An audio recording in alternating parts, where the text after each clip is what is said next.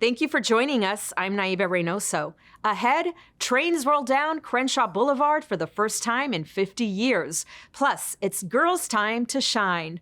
But first, a timely new exhibit at La Plaza de Cultura y Artes explores the treacherous journeys made by undocumented migrants trying to reach the U.S. A deeply personal look at artifacts found along migrant corridors in the Sonora Desert tell powerful stories of dreams, hope, survival, and loss. Here's more.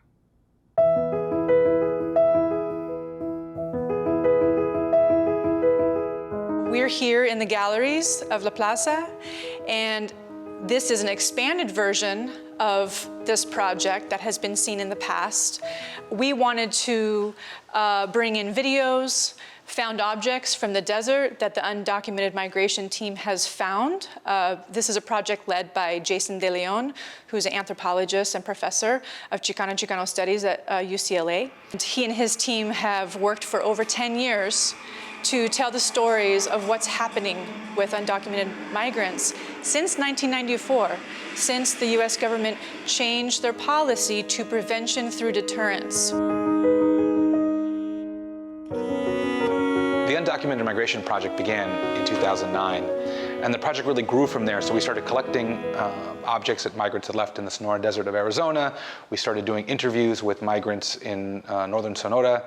We started doing a lot of research in and out of migrant shelters, taking a lot of photographs, recording videos, and really it's just a diverse set of tools to try to record the experience that migrants have while leaving their homes and attempting to enter the United States. Well, hostile terrain, I can't think of a more important and relevant exhibit at this moment in time, given the persecution of migrants in this country. And La Plaza is the place where this exhibit should happen. And I am so pleased that we're able to actually provide the space to tell those stories. Inside Hostile Terrain 94 exhibition, there are several ways that the community can get involved. One of them is a story booth recording studio, which is right behind me. And so we're asking the public to give themselves a voice. They're able to come into the exhibition, sit down, have a private space, and tell us their stories. For many people, they were describing these objects as garbage, as trash, as an example of how immigrants were trashing this country. And for me as an archaeologist, these things really represented this rich history of migration. And so each of these objects can tell stories about hope, about suffering, about loss of life. This exhibition brings awareness and healing to people that are involved so that we can make major change.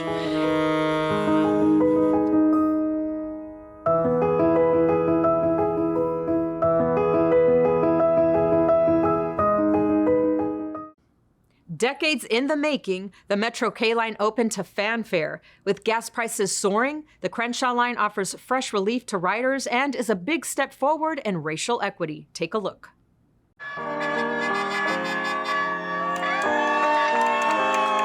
The opening of this line is a major step forward in racial equity, economic justice, and climate justice.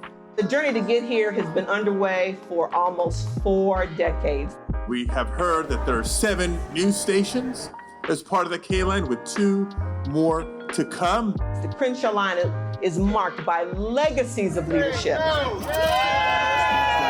And with so many of our riders and our fellow Angelenos really suffering economically, we are investing in programs like Life, which offers free and discounted fares. It eases up congestion, and like I said, makes it easier to get up and down Crenshaw, more accessible to the community, and like I said, it's a benefit. It's clear to see that the K-Line project has come a long way and has helped Metro grow with it. And we're opening a brand new kind of Metro along the K-Line, one that is truly inclusive to all of its riders. Now let's go and get this train rolling. Go Metro.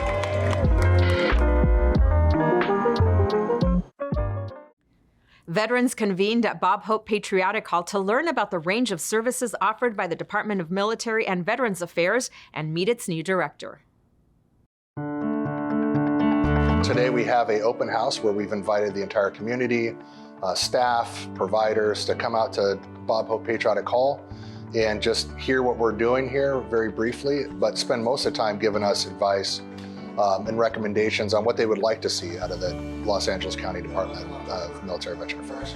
We're a county entity and we serve the people of the county, and really, our success depends on getting community engagement, community ideas, also, accountability, just making sure that we're doing what we need to do as a department to serve the needs of the community. And if we don't open our doors, we don't invite them in, how are we going to know? The best type of outreach is veteran to veteran or family member to family member.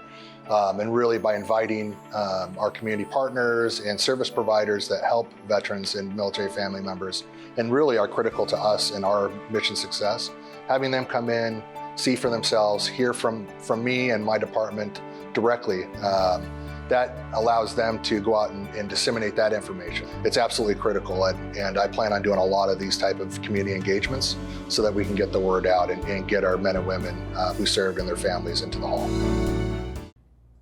Girl Power was on display at the annual Empowerment Conference designed to foster networking and leadership skills for the next generation of young women. Take a look.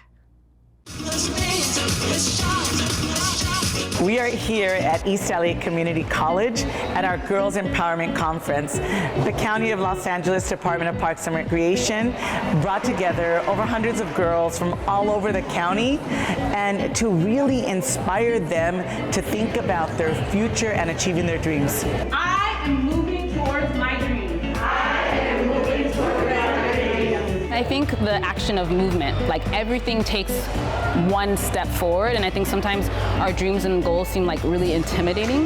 Like, how do I get to that? And it's not even about getting there in the first step, but like small steps are so collectively powerful. So even if you do one thing a day that is towards your goal, it's really important to just keep going. There are many pathways of getting to your dreams, so just don't let anyone detract you. Well, I was invited to come speak to these girls, to empower these girls to seek their dreams, and I'm lucky enough to be there. These are one of these opportunities that excite me. It takes me back to when I was a young girl and I needed that empowerment. I needed to seek my dreams. So that's why I'm happy to come out here on a Saturday morning and see all these young girls. Please don't forget to post up your Post-it on the board over there, please. Thank you. So we have workshops about visioning board, and that's so important. I think our keynote talked about having a plan and making sure our girls understand that by having a plan, they can achieve their dreams. The workshop that we did today was about self-empowerment and helping yourself, and what it mainly was about is having a vision about what you want to do or how you feel.